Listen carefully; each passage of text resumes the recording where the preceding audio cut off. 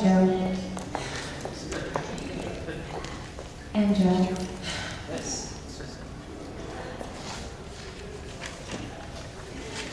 Clip it to your shirt. Clip it to your shirt. Does that work? Yeah, it works. You have to do it on the inside so that it stays.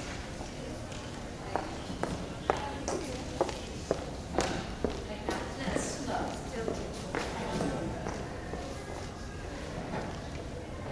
Oh. Yeah. She has to. On your chin.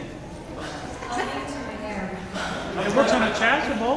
What's that? It works on a chasuble at Mass. I should go get a chasuble. Thank you. Hey, Tish, how about on your... On my The problem is I'm going to be looking up and it's down here. So. I'll just hold it, if you don't mind, as long as I'm not blaring.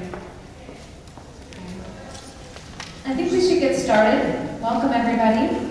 Maricela, you want to come up here for just a second? My name is Tish Thornton, and I'm the Director for Liturgy for the Diocese. The Coordinator of Worship and Ministry Formation is my official title. So I do liturgy and I help with deacon formation. With me is my friend and colleague, Maricela Rios, and she's the Coordinator for Hispanic Ministry for the Diocese. And we are going to talk to you today about negotiating cultural differences in liturgy and devotions. I'm going to do the first half, sort of a background and kind of warm you up. I'm the opening act, and then Maricela is going to do her portion.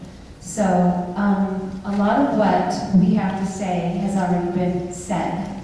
So I hope that, being after lunch and us kind of repeating information doesn't put you to sleep. If you have questions or comments, I'd be happy to have you ask them. We'll do our best to answer them. And if we get to the end and we haven't addressed something you specifically want to have addressed, by all means, let us know and we'll see what we can do. I have handouts for you, which I'm not going to give you just yet. I think what we'll do is give them to you at the end. I will. Maricela has one for her presentation. So, having said that, thank you and welcome, and we'll get started.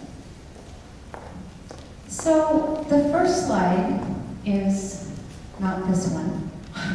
The next slide. Maricela, can you just, thank you. Why are we talking about this? Well, I am going to beat a dead horse. We all have talked already about the demographics of the situation. We talked about it in there. The bishop mentioned it last night, and Vince mentioned it today. So we all know the statistics, the ones that say by 2020 a majority of U.S. Catholics will be Spanish-speaking, and then the ones that say among that majority, we're losing that advantage, if you consider it an advantage, which I do.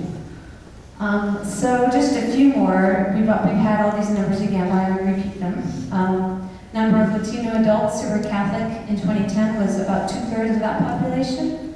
Now it's roughly half. 1 in 4 Catholics, or Latinos who were raised Catholic are now, about half of them are now Protestant or unaffiliated. So in other words, even though by 2020 a majority of U.S. Catholics will be Hispanic, a majority of Hispanics will not be Catholic. That's just the way the statistics are going. So again, we've talked about that. We've had it, if you've seen the Pew research, you know those numbers. But the bigger issue is why Latinos are leaving the church. I sort of want to edge into this briefly and then edge back out again because I'm scared to get too close into this. It's really not a Latino question. You all know the bigger question is why is everybody leaving the church? We are going to look at this from the Hispanic perspective because this is a culture, or a summit on Hispanic ministry. But the bigger question really is, why is everybody leaving? And the answer, I don't know how to stop it, but I know at least a portion of that answer is nobody, Latino or Anglo, is going to stay in a church of any kind that does not provide them with a living, salvific relationship with God. That's the job of any church. And it was interesting to me that Vince used that word salvific over and over again. I was glad to hear him because I knew it was going to come up in my talk. And that's basically what we do as church. That's our primary goal. So when we talk about, and it came up last night, I can't remember who brought it up, this idea that church is not meant to enshrine a culture. It is not the task of church to perpetuate a culture, to keep that culture alive. But the church, in its wisdom, realizes that for itself to stay alive, it has to address that culture. It has to use that culture. It has to go through it. It's not a question of are we a museum of culture, but are we a church that accesses a people's living, solid relationship with God through where they are found, through their culture. Let's see. Yes. Just a little bit further away from your mouth. Yes.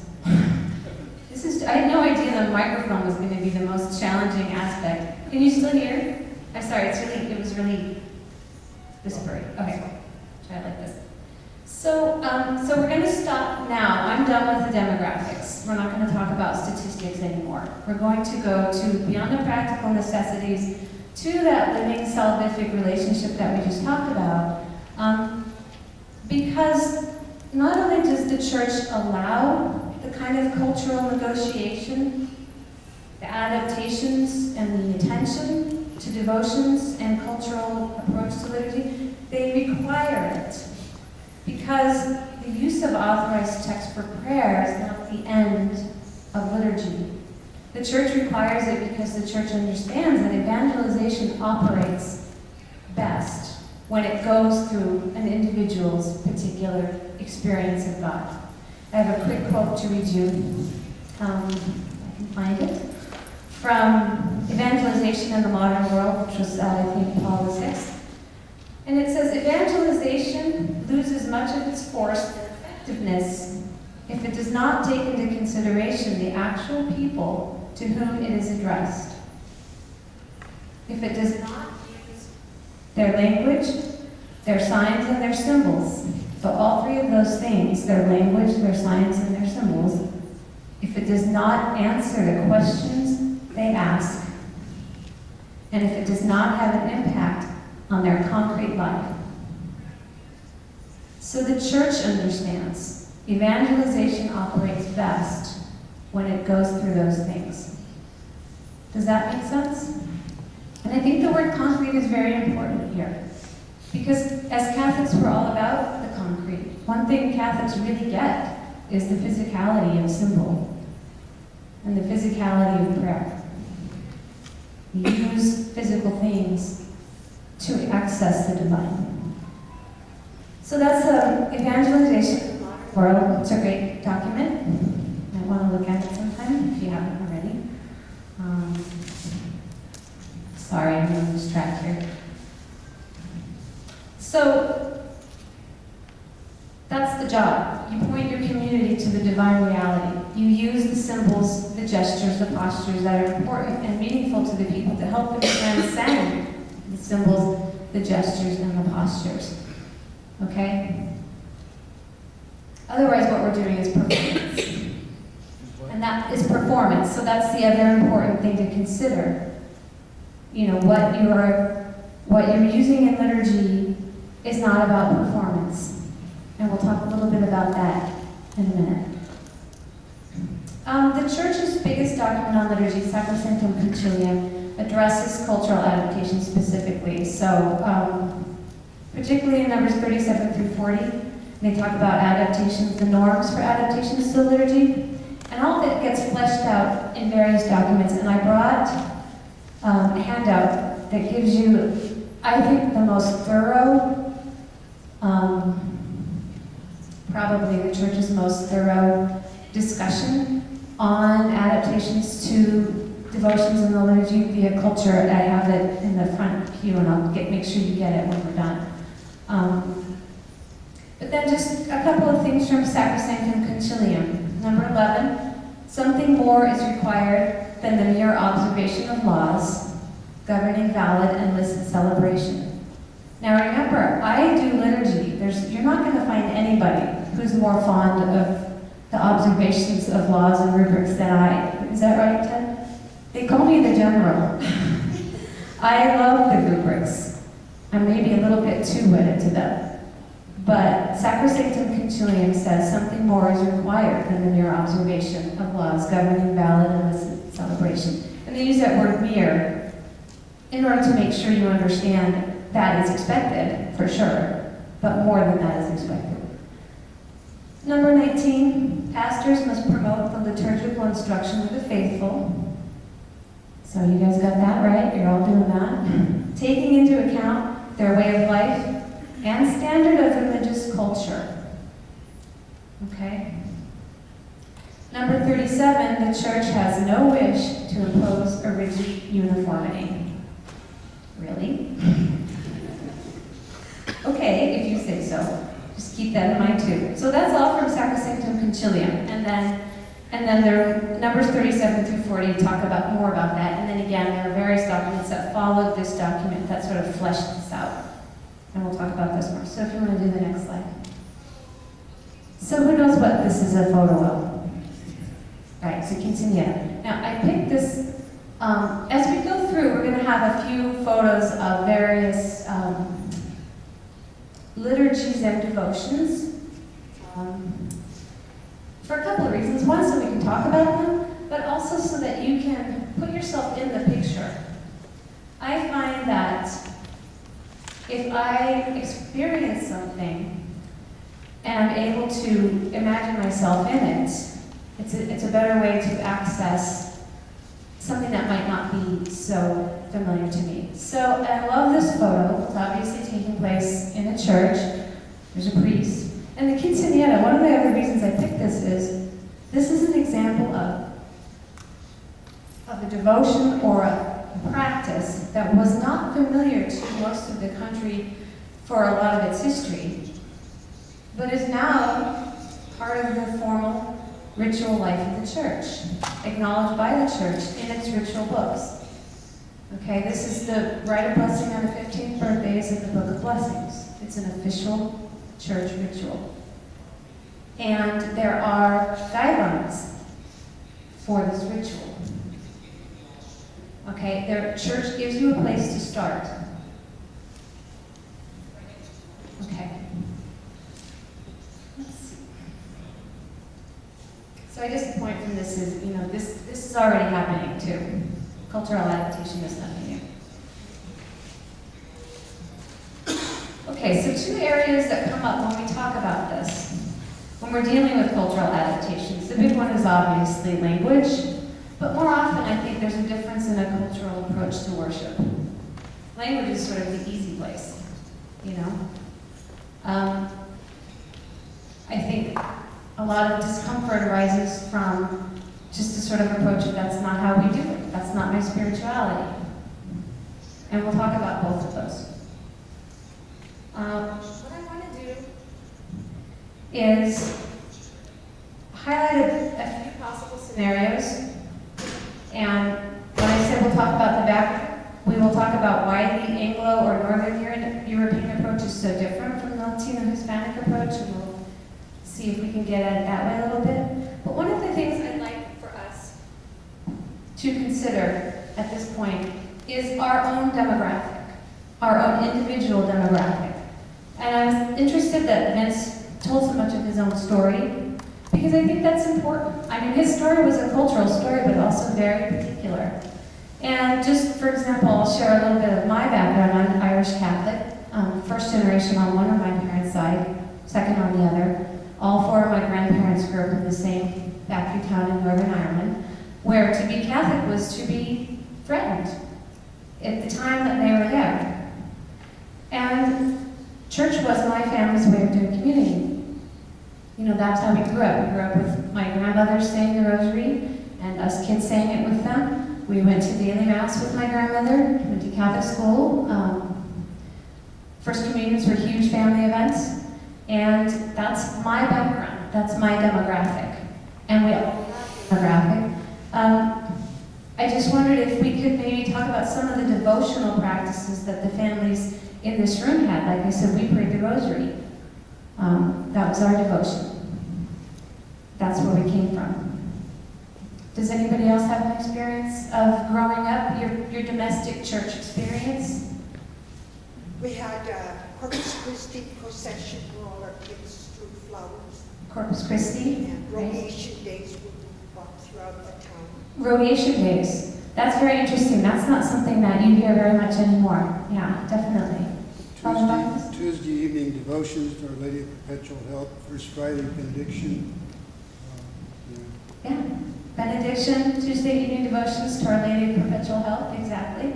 My grandmother had a picture hanging in her hallway, and it was 3D. It had dried flowers glued to it. I thought it was the most beautiful thing I'd ever seen. And there was a sticker of Jesus just stuck over the roof, and it said, "Jesus bless this home," and it was the Sacred Heart, which lots of cultures are very fond of the Sacred Heart. Irish Catholics in particular are, but my friends would come over and they would be like, "What is that?" Anything else? Okay. So anyways, children, we experience our faith most viscerally, probably. That's where we learn through our families and our communities what the church wants us to understand about God. Okay? So, excellent. I love these two photos. I want to talk about the first one, the little girl first. Because we're talking about layers, talking about cultural layers and cultural adaptations. Now, the reason I love this slide on the right is because there's so many different cultural layers in that photo. So, what's one? What's one culture this child belongs to? How about age? She's a kid, and that's a culture. Okay, what else? She's obviously Catholic. How about gender? Yeah, she's a little girl. What else? She's not white. Whatever her ethnicity is, it's not Anglo. And there's one that it's kind of cheating, it's a trick question. There's one you wouldn't know by looking. I know because I picked the slide. That is a celebration on Divine Mercy Sunday, which is in itself a cultural adaptation. Divine Mercy Sunday came to us from Poland via John Paul II, and it's the second Sunday of Easter. So I just find that photo, and the last one, she's dancing, which is a cultural adaptation that there's a lot of controversy around right now. I just find that photo so amazing because there's so many different layers of allowances made for this child to have the worship experience that she's having, which is clearly meaningful to her. And probably to her family, and probably to the greater community. And it didn't happen overnight. It happened through time, all of those things. And then the slide on the left, is there anyone who does not know what that's a picture of? It's the bass dancers in the cathedral. Also, outside of this particular culture, very controversial what they're doing right there. Because does anyone here know what moment that is in Mass? That's right. That's is it the elevator? Do you remember exactly what they're doing at that point? It's like the mystery of faith, I believe, is what I. So they come up in the middle of the Eucharistic prayer and they do this dance. Again, very meaningful to this culture. And specifically allowed for that culture. But it's right in the middle of the Eucharistic prayer. It wouldn't fly in a lot of different ways with a lot of different people. The Native Americans do it too, the Coeur d'Alene. Mm-hmm. Okay. Okay, so the next slide. So this is going to be, there's different histories that come into play here. There's church history, there's cultural history, there's world history, and all of them, of course, wrap up together. None of them happens on their own. But I want to talk a little bit about the universal church history that sort of allowed us to get to this place where we have so much trouble negotiating a cultural approach to liturgy, okay? The two modern councils of the church, Trent and Vatican II, both pushed the church away from popular culture, from devotional practices. Interestingly, for opposite reasons. I mean, you could look at it that way. Trent, because they were responding to the Reformation, they needed to enshrine and encapsulate church teaching and say this teaching, you know, in response to these nationally derived reformations and deviations from church teaching belongs to the hierarchy. Here's what it is. We've thought a lot about it. I'm going to tell you. And anybody who deviates from this is heretical. So they moved what had basically been sort of a house church, not really, I mean, they had the cathedrals, but people's experience of church was very much domestic. It was their daily life. And liturgy was in the hands of clergy. And then Vatican II moved the church away again because they wanted the laity to be more involved in liturgy. I mean, my grandmother, I have very clear memories of this. To the day she died, she prayed the rosary through Mass. She did not participate in Mass except in the way that she knew was the way to do it, which was praying the rosary. And that was one of the things that Vatican II wanted to move the church away, the people of the church away from, that fully conscious active participation. So they discouraged private devotional approaches. So both of those things have made us a little bit leery of cultural adaptations and devotions. And then Veritatis Legitimae. Does anybody know this document? Ray does. It's good. It's very good. What I have for you here, that's one of the documents I told you about that sort of fleshes out Sacrosanctum Concilium. Another one, and all I printed this is a 200-page document, and it's called The Directory on Popular Piety and the Liturgy, Principles and Guidelines. Has anybody seen this? This is a fabulous, fabulous document. This was written in 2001. And it's extremely thorough. And it's put out by the Congregation for Divine Worship and Discipline of the Sacraments. It's online. The Vatican has it. And it's in every language that you might want it in. I printed out for everybody just the table of contents, just so you can see what's in this document. So you know you don't have to do this alone. The church has already thought about it for you. I printed out English and Spanish, just the table of contents. So when you leave, you might want to grab one and see what's available. Let's see what else I need to say about this. One of the things about Sacrosanctum Concilium and Vatican II, what was the most obvious result of Vatican II? If anybody asked anybody what happened in the church after Vatican II, what would the first thing almost always be? Language. Right. And so everybody, I think, knows vernacular drives culture. And once that door was opened, I mean, again, the Basques are a good example, Native Americans are a good example. Most cultures understand if you lose your language, you lose much of the culture. So there's this sort of natural twining between the vernacular and the culture of the people that the liturgy was being translated into. Does that make sense? So while Vatican II was moving people away from this private approach to liturgy, it was almost not directly, not on purpose, but one of the results was sort of bringing in an approval of a culture's approach to liturgy.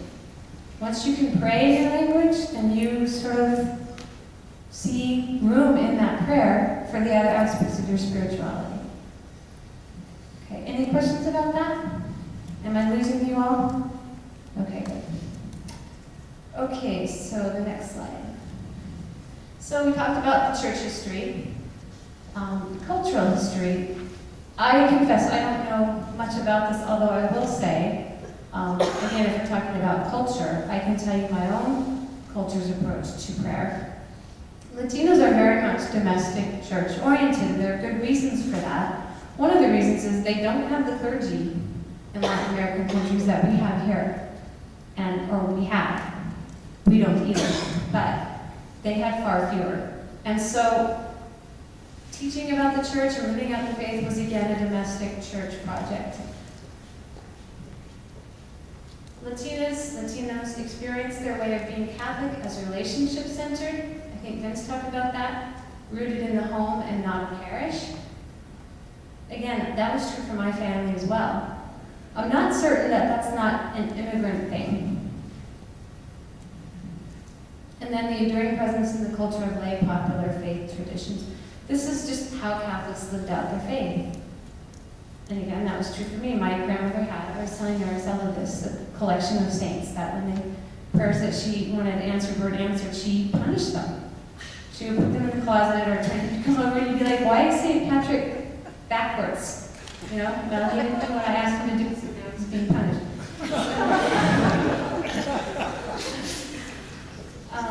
Let's see. Okay. Okay. Next slide. So the next few slides are just going to be different pictures of the same thing. Okay? There's only one difference between these two photos. One is the people you see in the right are not white, and the people you see on the left are. Okay, next. Again, pretty obvious. Those both look familiar to me. But if you grew up in a particular parish in a particular place, one might look perfectly normal and the other one might look crazy. So, and again, there's lots of cultural adaptations here. I think what's interesting about this photo is the people on the right, or my right, all have music that they're reading. The people down here, they don't. It's just, that's not how it operates. Okay, the next one. I love this photo. Does anybody know who this is if I hide it? I can't see it. I use this one because this is Irish, and that's my tradition. And that's Our Lady of Guadalupe. This is Our Lady of Knock. Is anybody familiar with this devotion? Okay. I have to tell a story about this because I think that in our images and in our spirituality, the stories that we tell about them are very important because they talk about the culture's approach to prayer. And I think, is there anybody here who doesn't know the story of Juan Diego and Guadalupe? Okay. Well, let me tell you just what I know about Our Lady of Knock. And this was told to me by my grandmother. Maybe she was lying, I don't know. But the story about Knock goes that this apparition showed up one day outside the church in this little town in Ireland, and it was discovered or come across by a woman. And she was on her way out of the church, and there was this vision of Mary, this lovely, beautiful vision. And she stayed and she spoke to Mary for a while, and she prayed. And then, and I'm not kidding you, she said to Mary, I have to go. I've got to make my husband's tea. I remember my grandmother told me that. I thought, what? You'd leave Mary standing on the church lawn while you go and make tea? Where were your priorities, lady? But in this story, that's what happened. She went home and she made her husband's tea, and then I guess she said to herself, I'm going to go see if Mary's still hanging out there. And she was. So that to me is such a classically Irish, oh, I'll be back, Mary. The wee man needs his tea, I'll be back. And so I think that the stories that people tell about their devotions is an insight into their culture, and the other way around, their culture feeds their devotions and tells you a story about their faith. And I think the other thing is that we all know there are so many images of Mary, so many versions and apparitions. What is that if not cultural adaptation? So, any questions about this? And I think the other thing is Mary, the Irish Mary is very fair-skinned and blonde, and the Virgin of Guadalupe is famously very dark. Okay. Dear. Okay, I lost my place. There it is. So this is sort of where we get wordy. I have NE, that stands for Northern European Catholics, as distinct from Latino Catholics. Not that they are, but why they are, possibly. Because the Christianity brought to Latin America was primarily Iberian, so it was primarily from Spain, and medieval, and pre-Tridentine, and that's very important. That religion came to the Americas 200 years before the Council of Trent happened. So that version of Catholicism was very much medieval, domestic church-oriented, not necessarily clergy-oriented, and certainly not with the separation of doctrine, tradition that we understand now. So in other words, the form that our doctrine was carried in, the daily prayer life, the devotions, did not have the clear separation that happened. There, that's the one. Clear distinction between dogma, the content of tradition, and worship. Did not happen until Trent. And so Latino Catholics are carrying forward a tradition that came to them pre-Trinity. Okay? So if you think about this, Trent happened in 1543. The first Catholic community in what I will just call Anglo-America wasn't established till 1634. This is definitely post-Trent. So the medieval roots of Latino Catholicism contributed to their non-institutional character, the family-rooted approach, with a vitality drawn from its intimate connection to domestic life. Northern European Catholicism was much more clergy overseen and had a devotional life regulated by the clergy because it came to this country after Trent. That's vastly simplifying it, but it's one way of understanding why perhaps the approach to spirituality and to church is so different. And then Northern European Catholicism is distinctly individual, while Latino is distinctly communitarian. Part of the reason for that, and again, I don't mean to vastly oversimplify, but we don't have a ton of time, is because the Northern European Church grew up in Protestant New England, and they were very suspicious of Catholicism, as everybody who knows their Catholic history understands. Okay? Any questions? Do you all hate me now? Okay. The other thing to think about is the fact that Northern European culture became the dominant culture in this country sort of settled the question of which approach to Catholicism we were going to resolve and take as our own. Okay? I think now when we look at how, it was settled by this group, and it's now being informed by a majority of the other group, that's where our tension is coming into play. Okay? Next slide. So this is just case studies. I'm going to give one example, and then I will let you give others, I hope. The example I have, I think what I want to do is talk about liturgy and a culture's approach to a particular liturgical rite, and then what might perhaps be a better pastoral response, or how we can get at a good response. So the example I have in mind is a funeral, and the deceased is Native American, and he was a veteran. So there's two cultures right there, Native American and veteran. Both of those cultures highly esteem their military service. It's part of the Native American tradition, it's part of the veteran tradition. So the family brought this coffin to the door of the church, draped in a flag, and then went to process the coffin down the aisle, draped in a flag. So what's the problem there? There's a rubric that says the flag comes off the coffin when you enter the church, and there's good reasons for that. There's very clear stated theology behind that. But nobody had stated that theology to the family of the deceased, ever. And so they came to bring the coffin down the aisle, and the priest told them, I'm not celebrating this funeral until you take the flag off the coffin. So what's the problem with that? It's not very pastoral. And he literally was ready to pack up and go. Well, the family took the flag off the coffin, but they were very hurt and very upset. So there's a clear tension there. Ideally, someone would have catechized the family beforehand and said, this is why we do what we do. Because I've had this question come up a lot. The question of flags comes up a lot. And I talked to somebody once who was irate. And with good reason, people. And see, this is the other thing. Individuals have good reasons for their strong feelings. And it's important to talk to them and find out what those reasons are. You know, this family had donated a flag to a parish, and it had been for 50 years, you know, up next to the altar.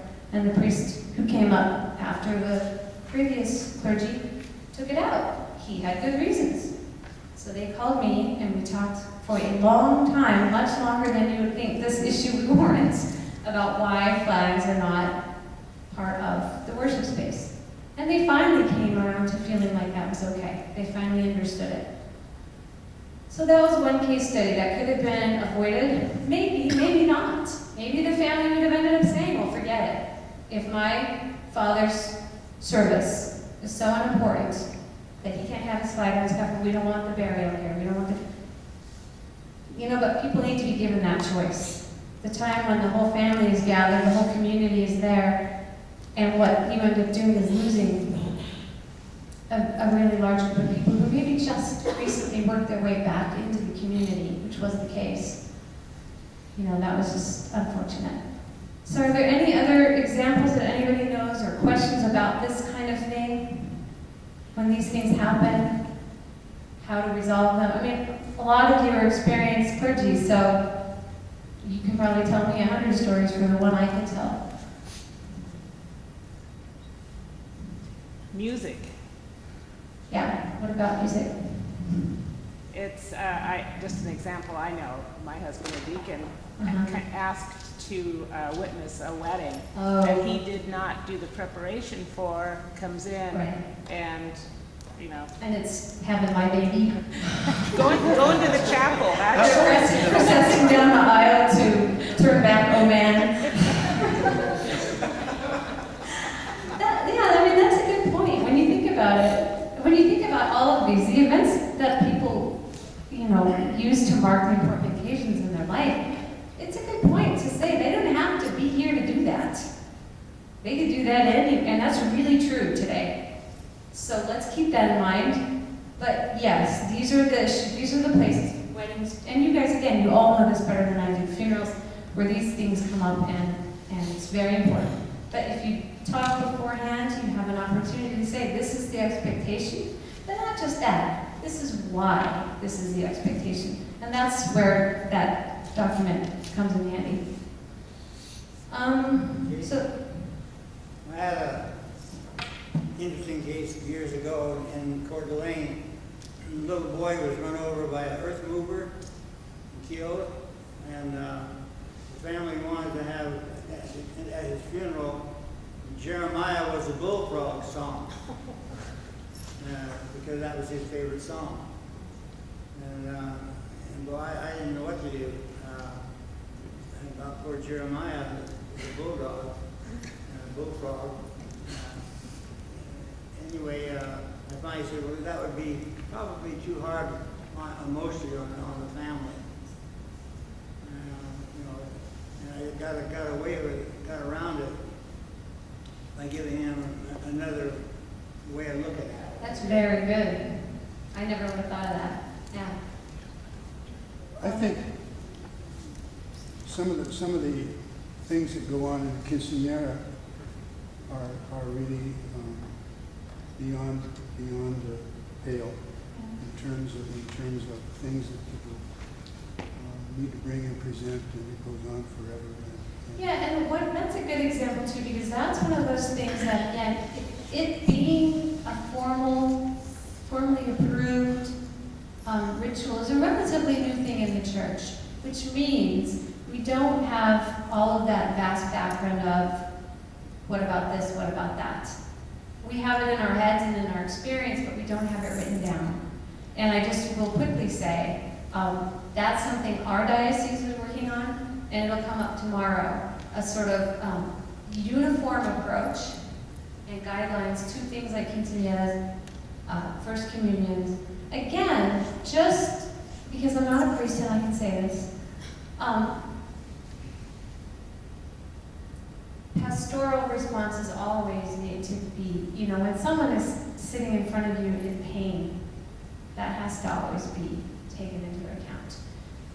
A lot of the church documents, most of them do take that into account though. So if you're familiar with the documents, you're familiar with the rubrics and the rationale behind them, that can help when you're talking to somebody who doesn't understand why you're saying you can't have turn back, oh man, at your wedding. Yes, it's very funny, but no. Does that make sense, Father Paul? I think case several years ago with the altar de los muertos, the altar of the dead. And the Spanish asked if they could set it up, and I said, sure. So they set it up for the All Saints Day, or All Souls Day. Then they took it down.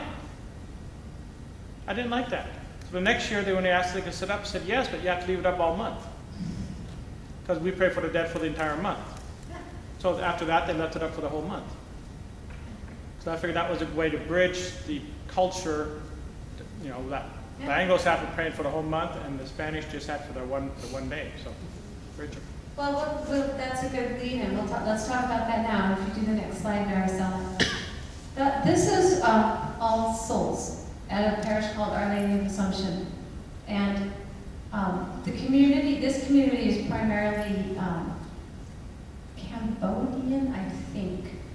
But here's what they say about this celebration. They have a description. Actually, I took their worship aid, and they have a beautiful description of this celebration. And what they said was, on All Souls, we remember the dead as we read their names out loud at Mass. Families come together. It is a time when the living are united closely with the dead. The living pray for the dead, that God may welcome them into heaven. The dead are remembered for the way they live their lives. It is that time of year, and I think that's very important. The dead are remembered for the way they live their lives. This is not some pointless, weren't they nice exercise.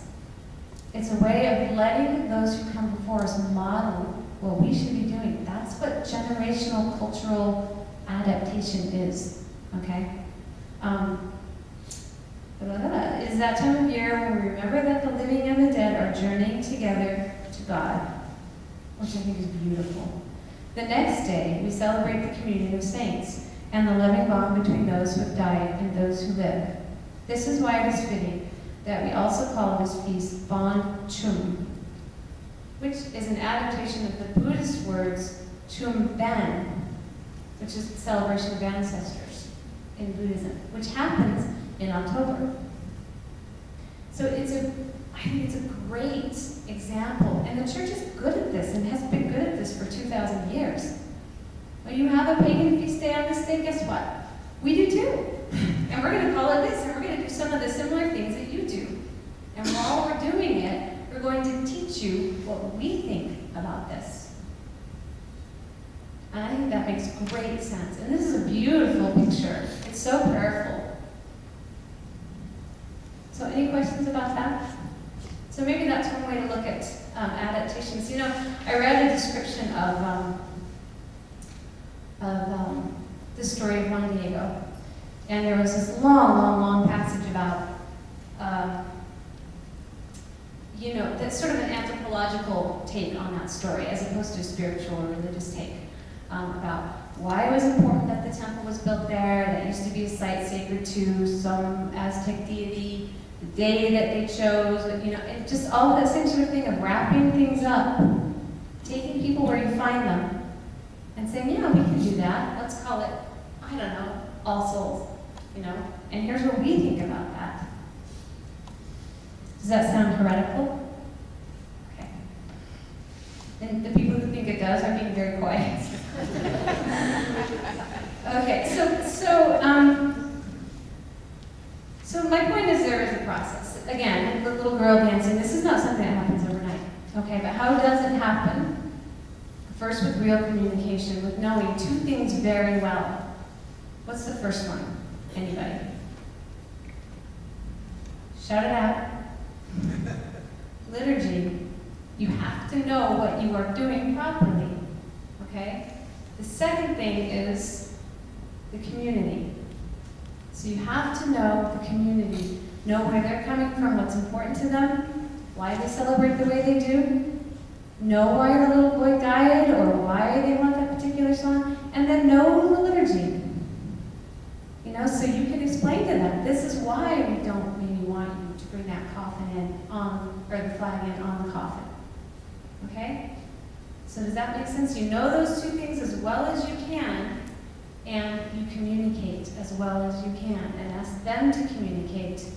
Okay? If the person who's asking you to do some strange thing knows that you at least want to hear them, you might learn something too. And ideally, you will teach them something. That was going to be my point, was that we still have to be honest and sincere about our faith. Absolutely. And if we're wishy-washy about saying, well, yeah, maybe we shouldn't have the bullfrog song at the funeral, but maybe some other time, or the rosary or whatever. Yeah. We're not being honest. We're not. Well, and I don't, that's exactly right. I mean, like I said, first of all, you need to be able to give people a chance to say, this is not for me. And you're not doing that if you're not being honest. Think of that gospel story where, you know, Jesus asked the young man to join him, and the young man said, I can't do that. And Jesus didn't throw rocks at him. He let the man go, but he let him go, and he loved him at the same time. It wasn't, you know, condemnation. It was love. So that makes sense to me. Maybe just to me.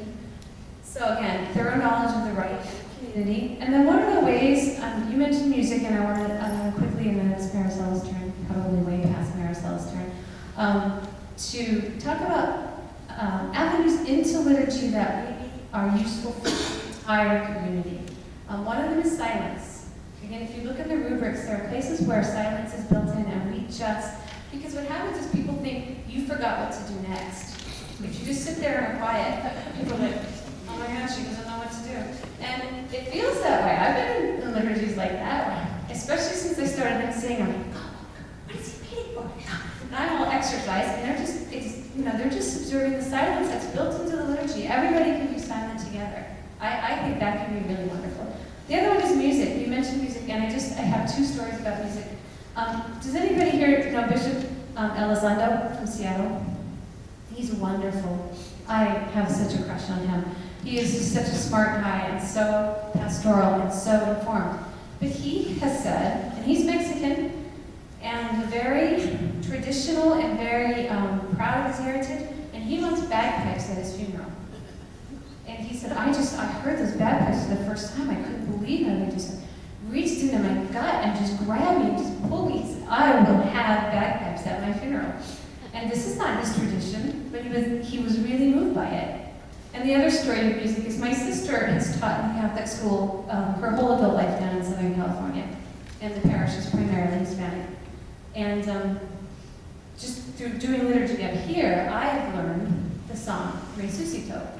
And she knows that song because she worships in Southern California. So we're up here, we're on Easter, and my mother, God love her, was going on about how why do we have to sing this song? Why do we, it's a Spanish song. None of us are Spanish speakers. And my sister said, I love that song. She said, that song means Easter to me. It's not Easter without it. She didn't grow up with that. But it became part of her worship heritage. So music can be one of those places where everybody can be reached eventually. At my daughter's confirmation last year, it was bilingual liturgy, and the last song they did was Elaborate. And this family sitting next to me, the grandparents were, again, like my mom, complaining, what is this song? And this kid who was probably 16 or 17 said, oh, you will love this song. Do not leave before this song is over. You will love it. And she was right. By the time they were done, everybody was clapping. So music is a good way to get at that. But again, it's a process. It doesn't happen overnight. Okay. And then imagery. We showed pictures of the various Marian, and I know Maricela has some Christ images. And worship dates. And again, Maricela is going to talk more about that. So the last thing I have to say, and again, this is very wordy.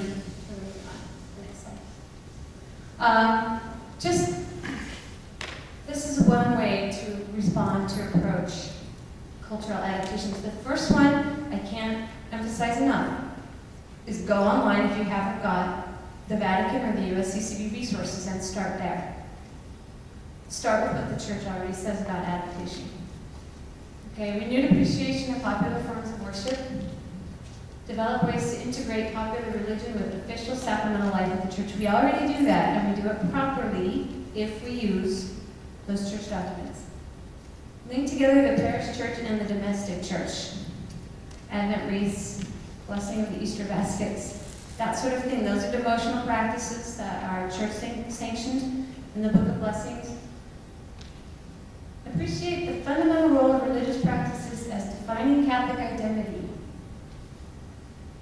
and for communicating the content of the faith. That might take a little work on your part.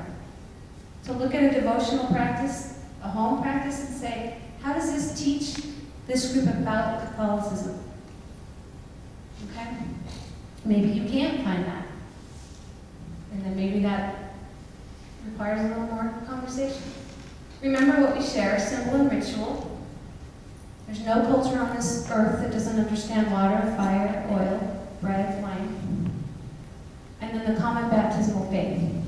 That's, again, Maricela's going to talk more about that. Recognize that historically official liturgical worship and lay devotion were indistinguishable, feeding off of and into the other, and that's still true. Okay? And now, Maricela.